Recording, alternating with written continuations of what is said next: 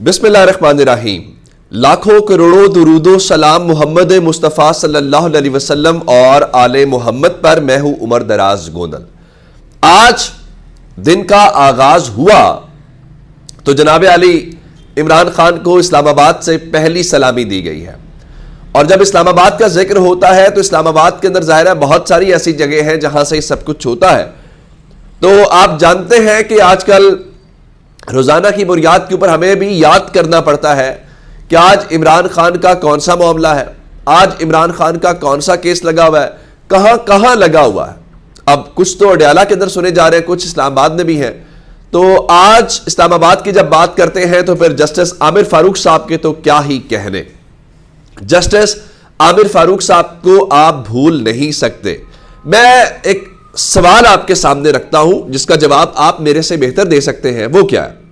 اگر اسلام آباد high court کے سامنے رائٹ نو نواز شریف کا کیس ہو تو کیا فیصلہ ہوگا، عمران خان کا کیس ہو تو کیا فیصلہ ہوگا؟ اس کا جواب آپ نے ضرور کامنٹس کے اندر دینا ہے کہ اگر ان دونوں شخصیات کو اسلام آباد ہائی کورٹ کے سامنے کھڑا کر دیا جائے تو اسلام آباد ہائی کورٹ کا فیصلہ کیا ہوگا، کس کے حق میں ہوگا اور کس کے خلاف، جو آپ کو لگتا ہے۔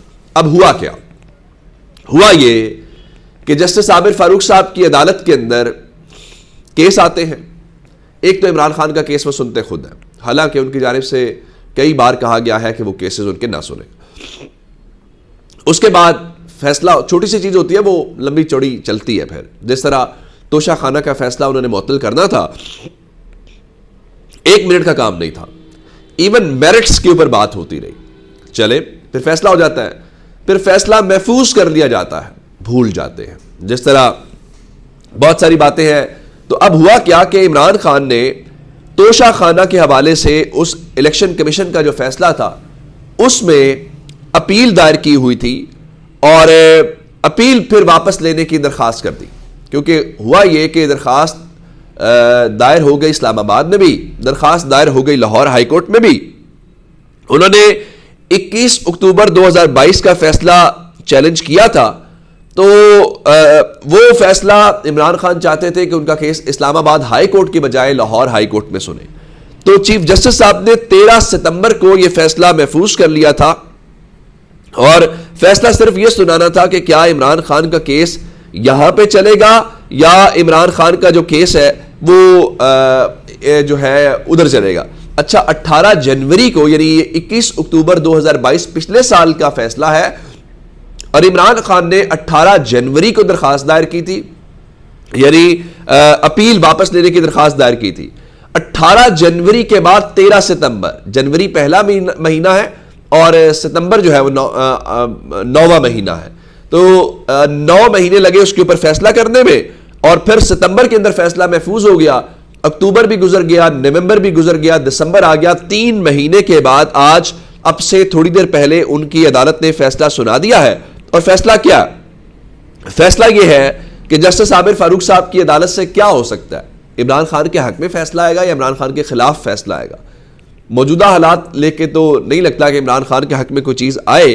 تو عمران خان کی جو درخواست ہے اس کو خارج کر دیا گیا ہے، اور عمران خان کی جو درخواست ہے اس کو مسترد کر دیا گیا ہے، جس کے کہنے کا مطلب یہ ہے، جسٹس عامر فاروق صاحب کہتے ہیں نہیں، آپ نے جو اپیل دائر کر دی ہے وہ اسی عدالت میں سنی جائے گی، ہم ہی آپ کے کیس کا فیصلہ کریں گے، نہ کہ آپ اس کیس کو لے کے اسلام آباد ہائی کورٹ جائیں، لاہور ہائی کورٹ جائیں، وہاں سے فیصلہ کرائیں۔ ہم کس لیے ہیں؟ ہم آپ کو انصاف دیں گے، ہم آپ کے معاملے کو ریزالو کریں گے۔ تو انہوں نے اس حوالے سے ترجیح دی ہے۔ اچھا، دوسرے نمبر کے اوپر آپ اندازہ اس بات سے کریں کہ آج دوسری طرف الیکشن کمیشن نے عمران خان کا فیصلہ تو سنانا ہے، اور فیصلہ یہ سنانا ہے کہ کیا عمران خان کا ٹرائل اڈیالہ جیل میں ہوگا یا الیکشن کمیشن میں ہوگا۔ الیکشن کمیشن اسلام آباد کا ڈی سی اور آئی جی چینج نہیں کروا سکتا، عمران خان کو جیل سے کیا نکلوائے گا؟ تو جناب آج غالب امکان یہی ہے کہ اس فیصلہ یہ سنایا جائے گا کہ عمران خان اور جو فواد چودھری ہیں ان کی توہین الیکشن کمیشن اور توہین چیف الیکشن کمشنر کیس کے اندر جو ہے وہ اڈیالہ جیل کے اندر ہی سماعت ہوگا۔ چلے اس بہانے ایک طویل عرصے کے بعد فواد چودھری کی عمران خان سے ملاقات بھی ہو جائے گی۔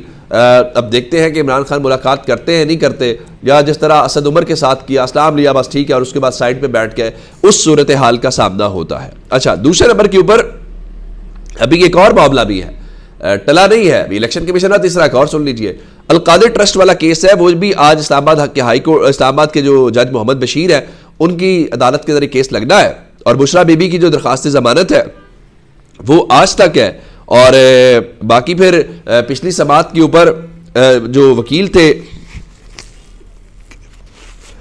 لطیف کھوسا صاحب وہ پیش نہیں ہوئے تھے، تو سماعت آگے نہیں بڑھ سکی تھی۔ اب دیکھنا یہ ہے اس حوالے سے آج کیا چیز بنتی ہے۔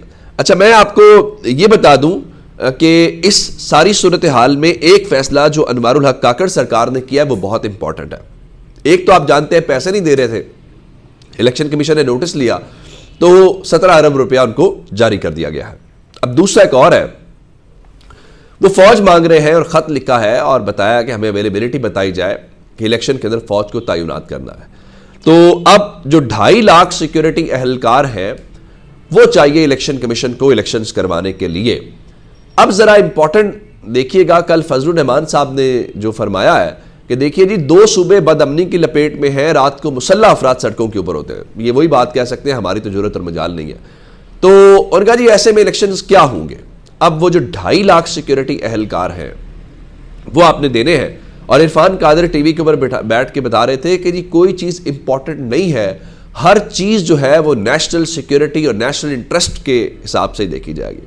نہ کروائے الیکشن، نہ بنائے پارلیمنٹ، نہ لے کے آئے وزیر اعظم، ارینجمنٹ شاندار سا چل تو رہا ہے۔ اب خبر یہ ہے کہ انتظام اور فیصلہ ہو گیا ہے انوار الحق کاکڑ کا، لیکن کل سرپرائز آئے گا اور کل وہ بتائیں گے کہ ہم آپ کو سیکیورٹی اہلکار دے سکتے ہیں یا ہم آپ کو سیکیورٹی اہلکار نہیں دے سکتے، اور اگر دے سکتے ہیں تو کتنی بڑی تعداد ہے، اور یہ الیکشن ہونے کے حوالے سے بہت امپورٹنٹ ہوگا۔ اور دوسرے نمبر کے اوپر کل 7 دسمبر ہے، یہ بھی فیصلہ کریں گے، اور وہ جو 17 کے قریب درخواستیں آئی ہیں عمران خان کے خوف سے کہ الیکشن کو ملتوی کیا جائے، ان کے اوپر الیکشن کمیشن کل سنے گا، اطلاعات یہی ہیں۔ تو کیا الیکشن کمیشن ان درخواستوں کو خارج کرے گا؟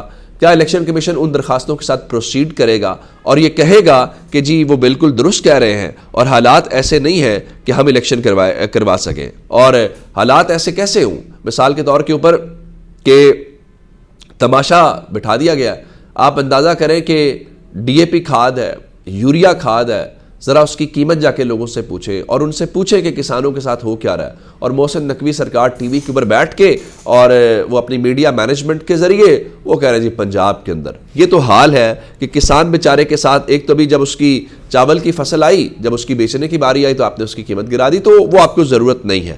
اچھا، ایک اکبر ایس بابر نے کل تحریک انصاف کے انٹرا پارٹی الیکشنز ملتوی کالعدم قرار دینے کے لیے الیکشن کمیشن سے رجوع کیا، اور ساتھ ہی کہا جی آپ دوبارہ سے الیکشنز کروانے کا حکم دیں۔ بھائی آپ کون ہیں؟ بیگانی شادی میں عبداللہ دیوانہ والی بات ہے۔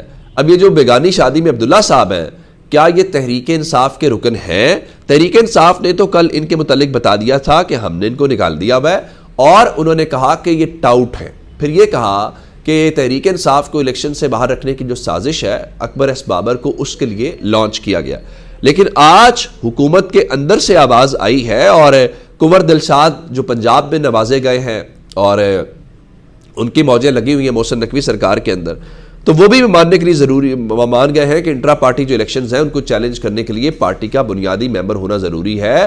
اکبر ایس بابر پاکستان تحریک انصاف کے ممبر نہیں ہیں، سو ان کے اس ریفرنس سے کسی کو گھنٹا بھی فرق نہیں پڑے گا، لیکن سکندر سلطان راجہ اور الیکشن کمیشن کچھ بھی کر سکتے ہیں۔ اپنا بہت سا خیال رکھیے گا، خدا حافظ۔